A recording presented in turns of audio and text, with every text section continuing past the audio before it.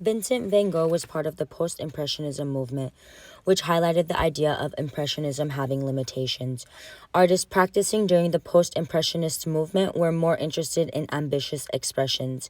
This potentially led the way for several contemporary trends of painting for the early 20th modernism century. Impressionism was based in its strictest sense on the objective recording of nature in terms of the fugitive effects of color and light. Vincent van Gogh rejected Impressionism in order to create more ambitious personal and spiritual expressions. He started painting at the age of 27 and died at the age of 37. He was born in Holland, which is famous for their flowers. Over the course of his 10-year career, Vincent van Gogh was able to produce about 900 paintings and more than 1,100 works on paper. This can suggest how eloquently his mind was able to produce in such a short period of time. Vincent van Gogh appreciated color during his art career when he started off working with only black and white instead of just color. I believe Vincent van Gogh always appreciated what needs to be done before moving on to something else. I believe Vincent van Gogh's way of thinking can correlate to the experiences he had in his early life, such as Vincent van Gogh being a boarding school teacher before wanting to become a preacher just like his father was. When people are exposed to student learning habits or steps that need to be understood in order to move on to the next ones, this socialization process can ultimately depict choices he made during his art career. Vincent van Gogh was able to start off with learning how to draw figures and landscapes in the correct perspectives. He could have ultimately not cared about techniques done in the past or not valued them in terms of trying to understand their purposes. Instead, I believe he was able to appreciate school by valuing all the experiences, challenges, and relationships that education has to offer. In 1892, Vincent van Gogh was able to create his first works in watercolor, which later inspired him to begin oil painting. In 1885, he left Netherlands in order to study at the Academy of Belgium.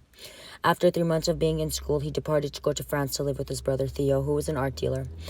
Between February 1886 through February 1888, Van Gogh's style went through a huge transformation during his stay in Paris. Van Gogh was able to experience the work of the Impressionists, which motivated him to innovate and experiment. In February 1888, Van Gogh left Paris to go to the south of France in hopes of establishing an artist community in Arles. There, Vincent van Gogh was able to work with a much older and much experienced artist, Paul Gauguin, where he got in an argument with. Vincent van Gogh ended up cutting off part of his ear. Understanding Van Gogh's thought process in terms of trusting a person, and in this case being Paul Gauguin, and trusting the person's experiences in order to innovate and produce something new of your own should be studied further. Vincent van Gogh's mental illness could be his main source of creativity and expression. Vincent van Gogh tried to assure his brother Theo that his confusion and act of cutting his ear off was a simple artist's bout of craziness. Understanding the contradicting thoughts and the pressures at that time can help understand what the artist was experiencing in that moment. In May 1889, Vincent van Gogh entered himself into an asylum due to the fact that he was fearing another breakdown from occurring. While he was in the asylum, Vincent van Gogh painted 150 canvases. His initial confinement to the grounds of the hospital is reflected in the imagery of his depictions of its corridors to the irises and lilacs of its walled garden, visible from the window of the spare room he was allotted to use as a studio. Irises were one of the first paintings in which Vincent van Gogh completed while his stay at the asylum. This painting of the irises can be a crucial evidence of Vincent van Gogh's thinking and state of mind during that period of time. When first looking at this painting, you see violet flowers laying on a soiled earth with a backdrop of another group of flowers.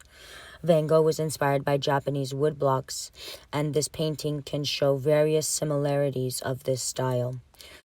Some examples would be the use of bold and strong outlines, or by not using shadows and by using flat colors. Van Gogh was able to contrast these flowers beautifully in terms of using an orangey red soil to contrast the violet blue flowers. The rough texture on the soil can contrast with the smooth and flat texture of the leaves and stems of the flowers.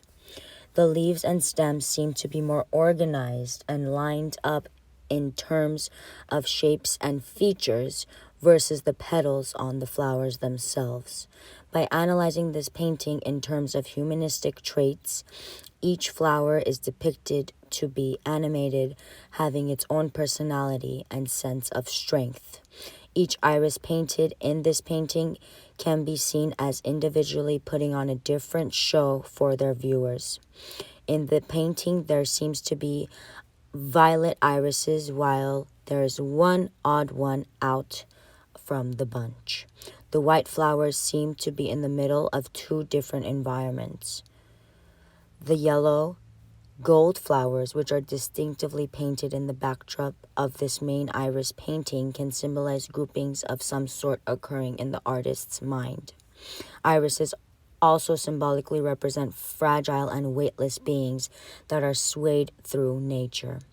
After spending a year at St. Remy Asylum, Vincent van Gogh was able to leave in May 1890, where he settled near his brother Theo in Paris. At the time, Van Gogh was under the care of Dr. Paul Gadget, and over a short period of time, Vincent van Gogh was able to produce one painting per day. 2 months after, Vincent van Gogh shot himself in a wheat field, where he died 2 days later.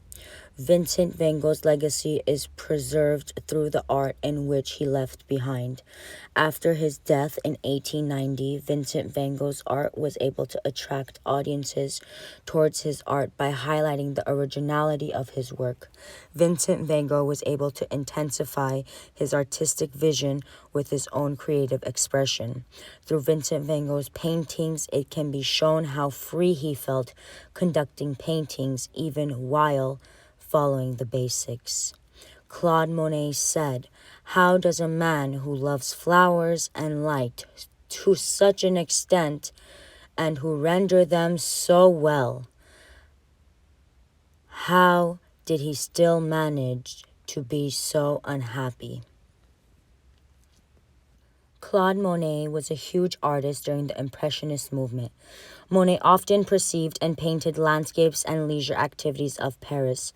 He was able to develop a unique style that was able to capture the art of perceiving nature through the canvas. Monet's first wife and his second wife frequently served as his models. Monet found subjects in his immediate surroundings as he painted the people and places he knew best.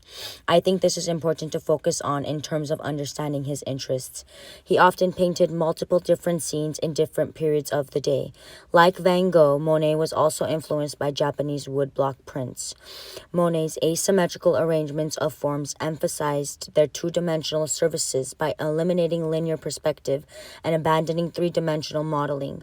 Monet was able to use unmediated colors to add a range of tones to his shadows. He was able to provide vibrant brightness to his works by preparing canvases with light-colored primers. Traditionally, landscape paintings are prepared by using dark grounds. This can show Monet's rebellion that accompanied his painting processes. Monet had an interest in recording the perceptual processes of nature, which had him painting the same site over and over again. He wanted to record how the appearance would change depending on what time of day it is.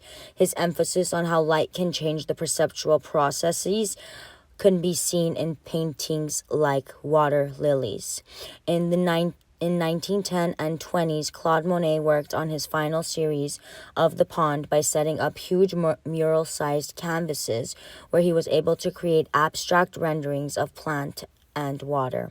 He was able to show this technique of painting by using broad strokes of color in order to intricately build up textures. After Monet's death, the French government installed his last work of the Water Lily series in the Orange Museum of Paris.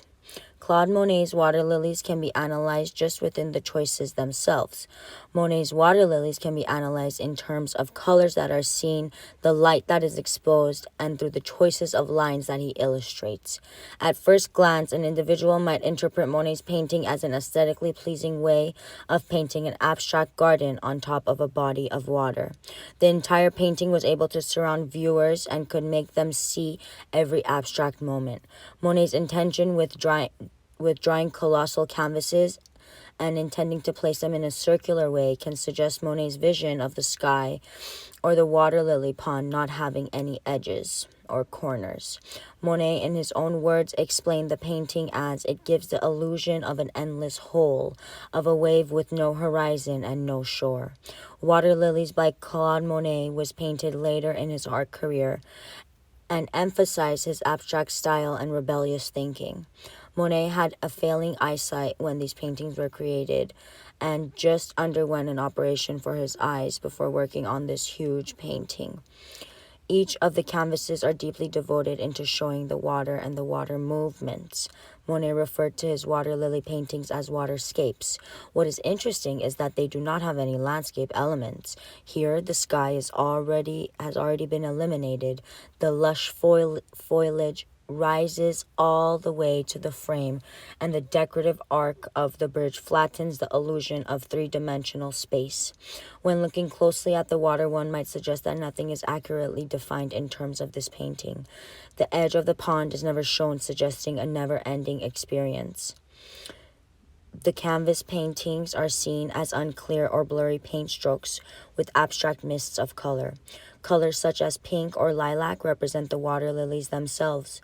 The darker and lighter shades of water can represent a deeper meaning. A distinction between what's dark may have something beautiful laying on top of it. The lighter area seen in this painting can represent the sky reflecting on top of the water. You see this strokes of bright blues in the lighter areas of the pond.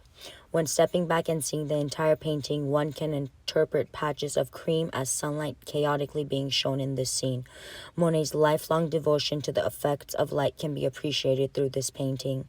The sun setting scenes were chosen to be put on the west, whereas the start of the painting begins in the east.